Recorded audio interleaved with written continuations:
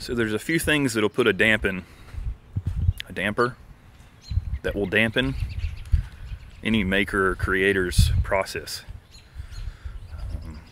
For me, one of the biggest ones personally is weather, and it's just nasty and wet out today. So it just kind of puts me in a mood. But more than that, it eliminates my opportunity to work outside. I guess I could, but it's cold and just miserable. I don't want to be out here. There's not enough coffee in the world. So that's one thing. The other thing is just being in a weird mental space. I won't get into that too much. It's just, I think everybody's kind of there right now with the way the world is. So yeah, that's another thing. Stuck. Alright. So I've decided that I want to make something cool today. Kind of bored of the production turning I've been doing lately. And so, to get started, I'm going to ignore this messy shop. It's too cold to work out here anyway. And I'm on the look, sorry, I'm probably making all of you dizzy. I'm on the look for the right piece of wood. Because that's where most of my projects start, is by identifying the piece of wood that I want to work with. So let's have a look, see what we can find. Alright, so because of the weather, power carving is out. I don't want to be outside, and I can't power carve in the shop or inside, it just makes too much of a mess. So that leaves turning. So unless I want to make a platter, I need something thicker to turn. I don't think I've got anything in the shop here. So let's go out to my other stash. It's all an absolute wreck. Everywhere I look, it's just an absolute mess. Must have been in a hurry last time I was out here. But you know, just being real with you. My workshop is a workshop. It's a wood shop. It's not a science lab for sure. Alright, let me turn this off and get serious about my hunt. I'll come back when I find something. I might end up regretting it, because it's a pretty gnarly piece of wood. But that piece of oak right there, I don't know how long it's been there. And then there's a piece of cherry beside of it. But that piece of oak right there is going to be a little bit of work to get it into a workable blank. But I think I'm going to give it a shot and see what I can come up with. So here's a little better look at it. It's a piece of oak.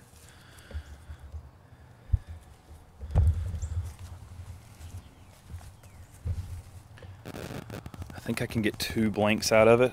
I have a Nova 1624 lathe, so I got a 16-inch diameter capacity that I can work with. So I think I can get 2 out of this. I think this is fairly seasoned. Probably has a little bit more to go. But what I'm going to do is I'm going to go ahead and turn it in one turning session and finish it. And then it'll go into our home and it'll live there for a few months, so that if let's say that it ends up with any cracking or checking, I can fix those with either some bow ties or some copper. I've really wanted to do a copper stitching on a piece, so that maybe this will be the first chance at that, because to get the depth that I want, I'm going to have to leave in the heartwood, which is where this thing's going to check at, if it's going to. And it could be that it doesn't take a few months to be ready. You know, I'll weigh it once it's been finished here in a couple weeks, and then I'll start weighing it every day to see if it's stabilized yet. But yeah, I'm going to go ahead and get this thing cut into 2 blanks. I think I'm in need of a new chainsaw blade, but I'm not wasting any time running to the store to grab one. I'm just going to get at it.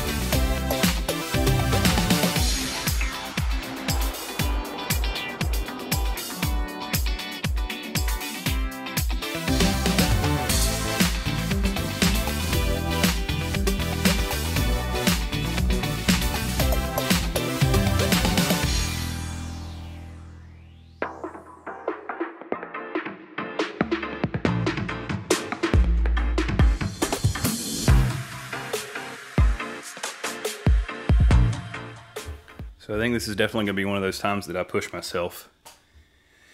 But you know, not all things have to be easy. The reason I do production turning is because it's pretty straightforward, not a lot of manual labor. The problems have pretty much already been sussed out.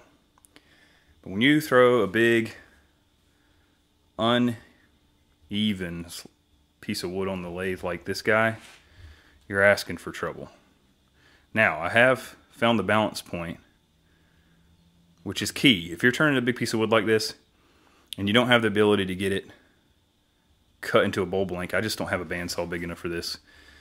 With a sharper chainsaw blade, I could probably get a more cylindrical shape.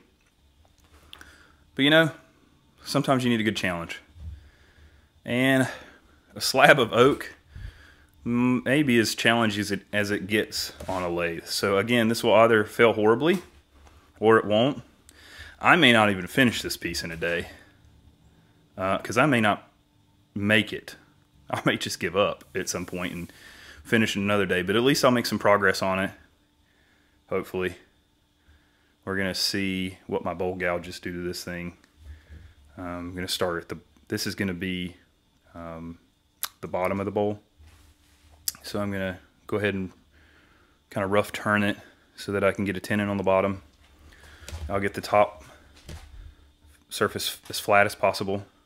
And I'll come back and I'll knock this off with a saw once I have the little tenon there. But yeah, it's going to be interesting. It's going to be fun. We'll see if it wins out or I do. So the trick here is going to be going nice and easy. Small little bits of material. I got it on its lowest speed. I haven't even turned the lathe on yet to see if it's going to be able to handle the lowest speed. My Nova's pretty heavy, but it's not bolted to the floor or anything. So yeah, let's turn it on and we'll see how much wobble we have. Alrighty, test all of our clearances. Pretty good right there. Normally I'd like to have this bark off, but you know what? Let's punish ourselves today. I'm going to throw my leather apron on here. Just give me a little bit of protection. Usually what happens with these big pieces though is that if I'm going to get hurt, it's going to be from the log falling off the lathe and smashing my toe. Not that that's happened before or anything. Alright, there's a little bit of protection. I cannot wear a face shield, folks, but I do wear safety glasses. You know, it doesn't protect the rest of my pretty face, but it does protect my eyeballs. That's the important part. Alright, let's see what we got. Stand by with the shut-off here. Alrighty. We did not have failure. That is a start. Alright. Normally, I don't reach over big hunking pieces like this. Normally it's pretty safe because I'm just turning a spindle. So that's not the best design when you're turning bowls, but what else would I like? I would like some gloves.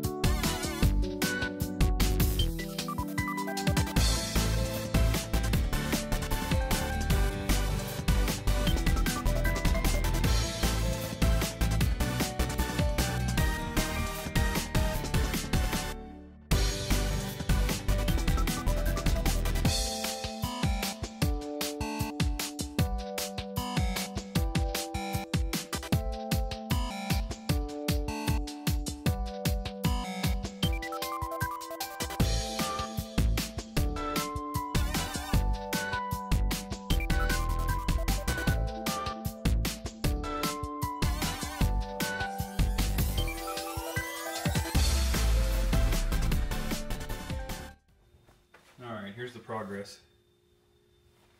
Since I roughed it out, put a tenon on it, I put it on my chuck. And kind of the goal here is to create the bottom will be this outside rim. I'll go in a little bit so that'll help me set my depth when I come back and I smooth out this interior where the tenon is. To actually get rid of that tenon, because I don't have cold jaws big enough to hold this thing, or a vacuum chuck.